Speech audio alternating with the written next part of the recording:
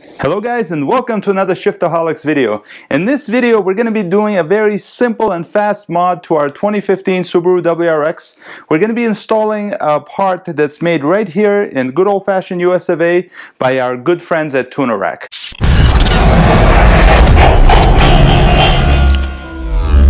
So let's start the video by opening up this mystery box here to see what's inside. First things first, this bench top here looks pretty disgusting, so let's use this piece of cardboard and get to work. Let's get this thing open.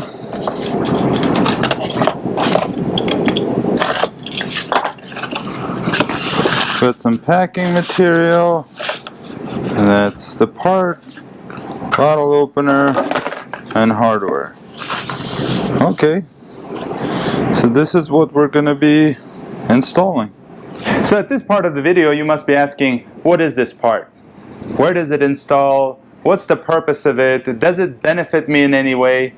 Well, let's find out. So the part in question, this aluminum piece here, actually mounts to the bottom of our 2015 WRX subframe, and what that does is basically serves as a jack point where you can put your floor jack under and safely lift the car without damaging the subframe and without risking the car sliding off the jack. So let's install it. But before we begin our install, we have to go over some of the tools required for this job. To start, you will need a large Phillips head screwdriver. You will need a 13mm wrench. You will need some masking tape. And for good measure, I added some thread locker to the mix. So as the first step of the install process, what you need to do is fish out this bag with the installation hardware. All you have to do is just remove the nut, place it to the side, grab a piece of tape, maybe 3-4 inches long, grab the open end of your 13mm wrench, tape it on one side, then put your nut right in there and tape over it. Now that it's nice and snug in there, it's not going anywhere, we can just cut a little opening. This knife is very dull. I gotta get some new blades.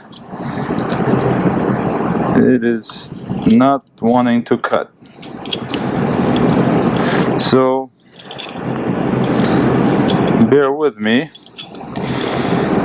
as this is taking more effort than it should. Anyhow, once you have the opening cut out, it doesn't have to be perfect. Keep in mind, this is a little hack making it easier for you to fish the nut through the other side, the upper side of the subframe. So basically, once you have this, make sure the screw, the nut portion fits in snugly. Doesn't have to go all the way through. Just make sure it fits into it easily. So now we can take this show back to the car.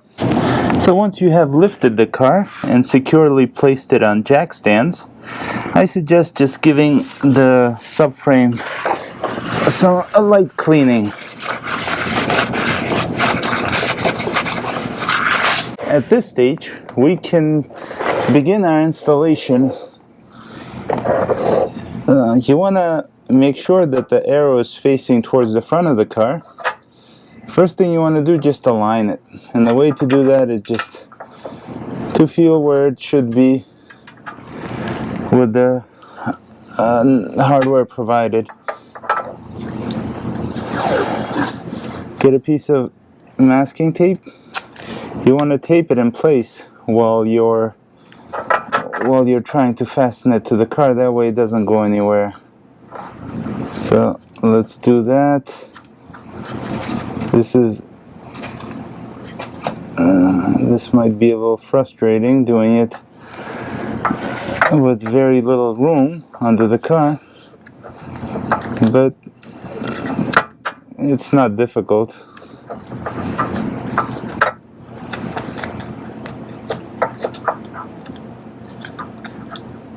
It doesn't have to be perfect. It's only there to help you align the piece.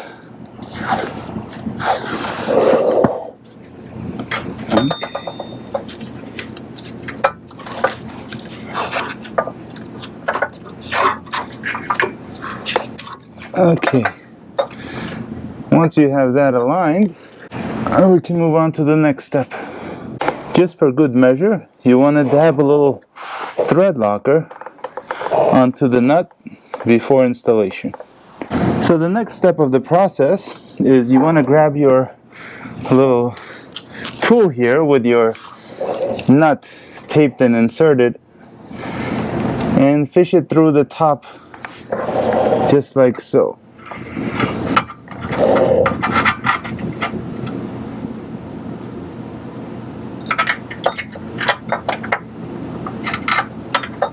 It gets easier once you get one in.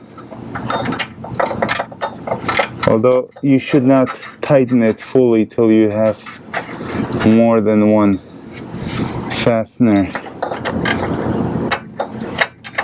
Okay. Come on. There it is. Okay, let's get our trusty screwdriver and tighten it up.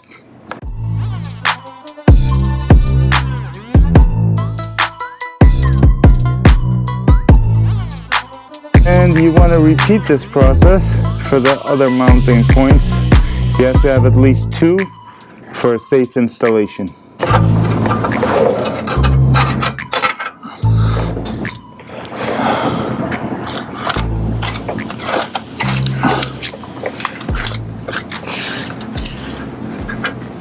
And this is how it should look like when it's all said and done. And now for the moment we've all been waiting for.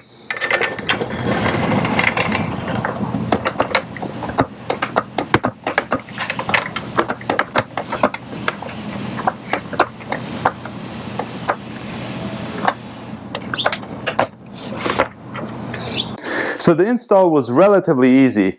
The only little snafu I had is positioning the nut and bolt. I knew I had to have one nut and bolt per each side of the lifting pad. And there is a bit of a clearance issue, as you can see in the video.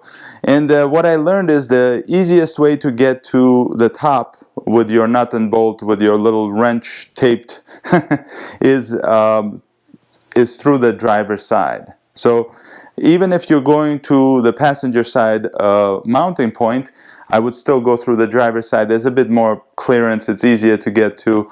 So that was pretty easy. I don't know if you guys noticed, I do have a little bit of damage on my subframe. There's a scratch and a dent, and I think I caused that probably from constantly lifting up the car. And what this part does, what this lifting pad does, is kind of ensure that that won't happen in the future.